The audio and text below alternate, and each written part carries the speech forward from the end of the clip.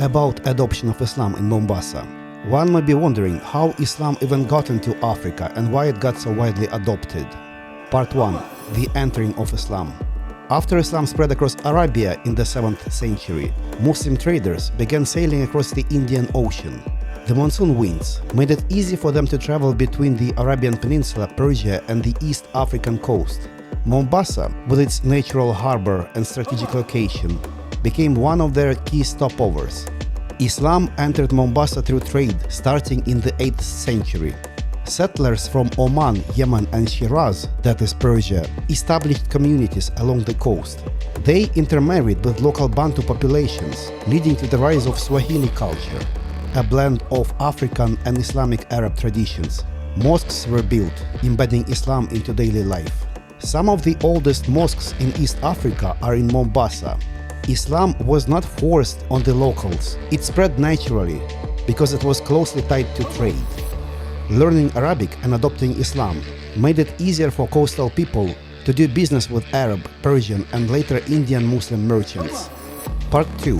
Why Islam was widely adopted in Mombasa. Conversion gave locals access to powerful trade networks, stretching from the Middle East to India and even China. Muslim traders preferred doing business with fellow Muslims, which encouraged more conversions.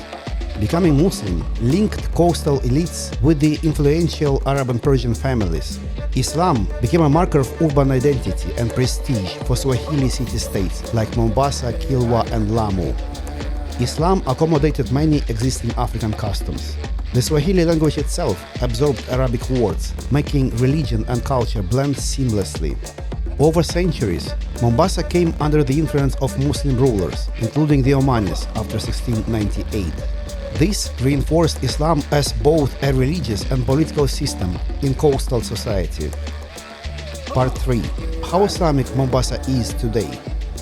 Today, Mombasa is still one of the most Islamic cities in Kenya, with Islam deeply woven into its culture, daily life, and identity. A significant portion of Mombasa's population is Muslim. Estimates range from 35 to 50% of the city. Most Muslims belong to the Sunni tradition, with smaller communities of Ismailis, Shia, and others.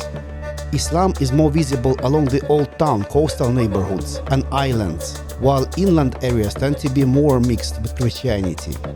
The city skyline includes historic mosques like the Mandri Mosque, built in 1570, the oldest in Mombasa, alongside modern ones such as Masjid Musa. Call to prayer, Adhan, echoes from mosques 5 times daily, giving the city a distinctly Islamic rhythm. Traditional Swahili houses, with intricately carved doors and balconies in Old Town Mombasa, reflect centuries of Islamic Swahili heritage.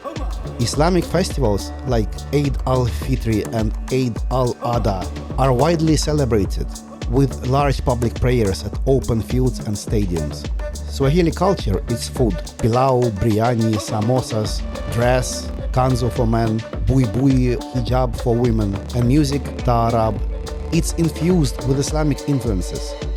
Islamic schools, madrasas, remain an important part of children's education, often alongside secular schooling.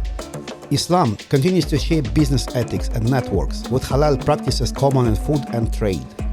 The Muslim community has strong ties with the wider Indian Ocean world, especially Oman, the Middle East, and South Asia.